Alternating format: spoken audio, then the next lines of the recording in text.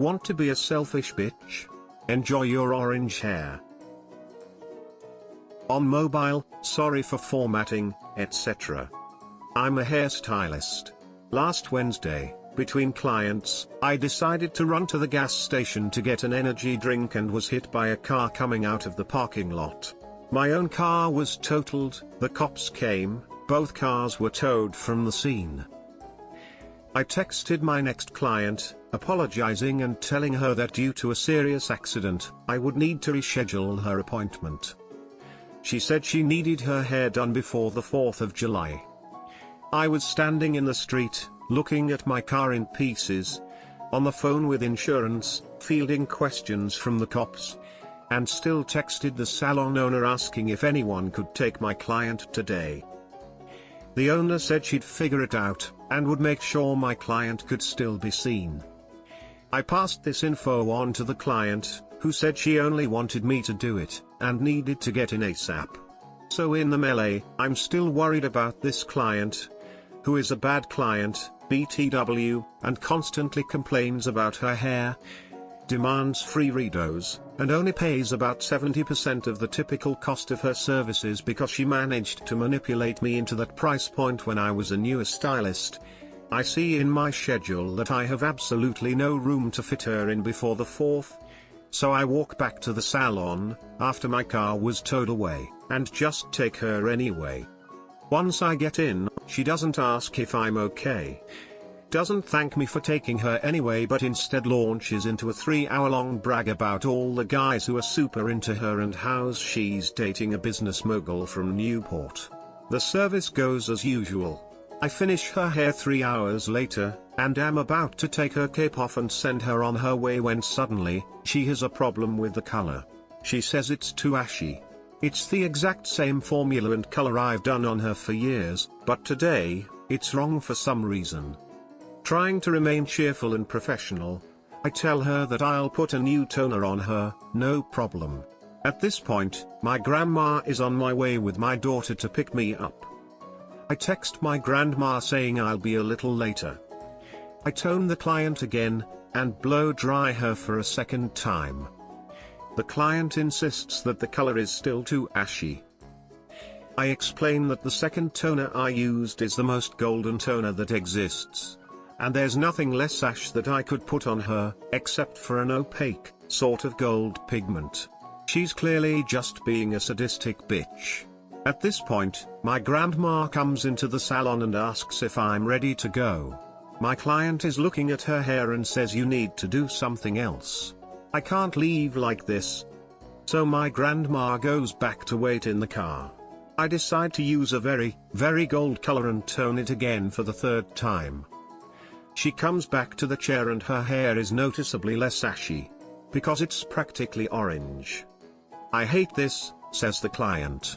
I'm going to dinner with the guy from Newport tonight. I liked it better the first time. You need to do something else. Just do it like you did the first time. I've done your hair 3 separate times at this point, I say, packing my stuff up. As you know, my grandma and daughter have been outside waiting for me. Unfortunately, there's nothing else I can do, since now there's layers of toner on there and a 4th layer will only make it worse. I hope you have a great week. I took her payment, which she scoffed and forcefully handed to me, and I left. It was maybe not my most professional moment, but I've been looking for an escape from that client for years, and it was worth it. Just say no to her future business. No reason to allow bitches to abuse you unless you value money over your mental health. Can you do overtime until we find someone to replace you? So this is not my story, but my buddy's. He works industrial work and without giving too much away, he works a fairly essential position. Without him or someone to replace him, stuff can't happen. He works 12-hour shifts. 7 to 7. Policy is that you can work up to 4 hours overtime after a 12 and no more. So one day, he's working a graveyard and it's his Friday. His lead hand comes up to him at about 5 AM and says that his replacement on the next shift called in, and asks if he can stay for some overtime. The lead hand says he can leave whenever his replacement arrives. My buddy agrees, and at 7 AM, the crew changes over. My friend hears nothing about his replacement, so he keeps on keeping on until 10 AM arrives. No replacement comes, so hangs around a bit to see what's going on, as 10 AM is the cut-off time for rot. No one says a word. The supervisor greets him and asks how the day is going. The lead hand does the same. It dawns on my friend that everyone totally forgot that he had worked nights and was there or not. So, since the first lead hand had said he would be released when the replacement came, he decided to keep working until he either got too tired or someone noticed. He worked a full 12 on top of his 12. That's a 24-hour shift, with half of it being overtime.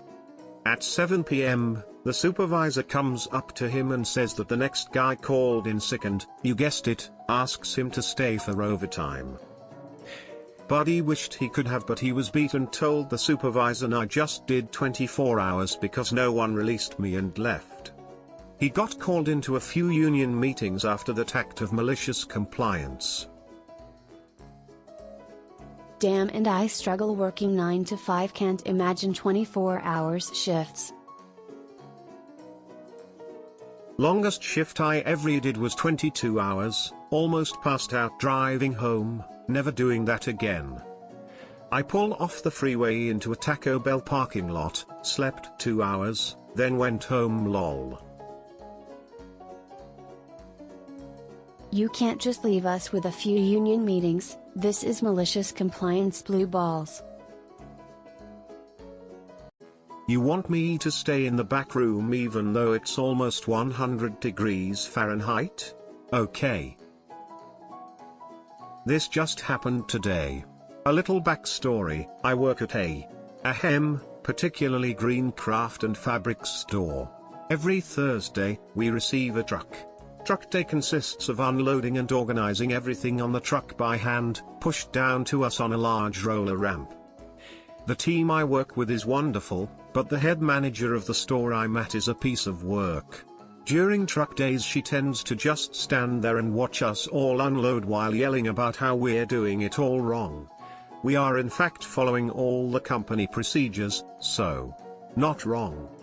Another thing to note is that corporate controls our air conditioning. I live in Maine, so it's always between 70 to 100% humidity all the time, which makes it feel a lot worse than it is. Corporate still hasn't kicked on our air yet, despite it almost July.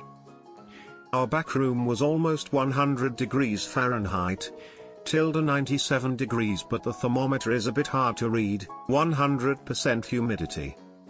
I was unloading the truck with 3 other people, and my boss was standing there yelling as usual.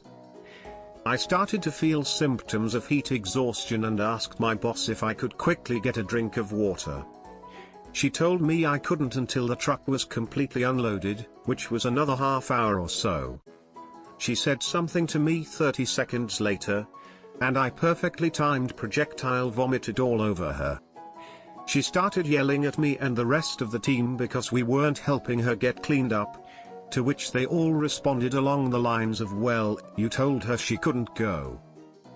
You won't let me go get water even though I'm having heat exhaustion? That's cool, I'll just puke on you, instead.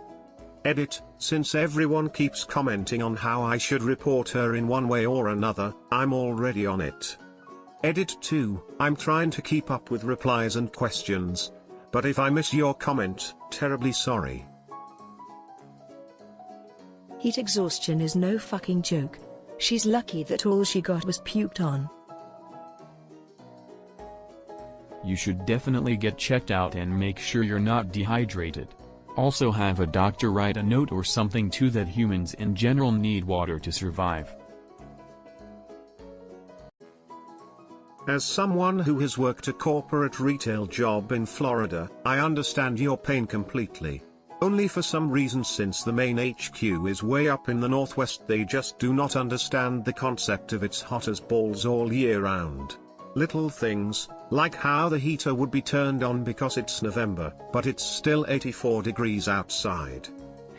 Situation got better when they eventually let the GM have override privileges.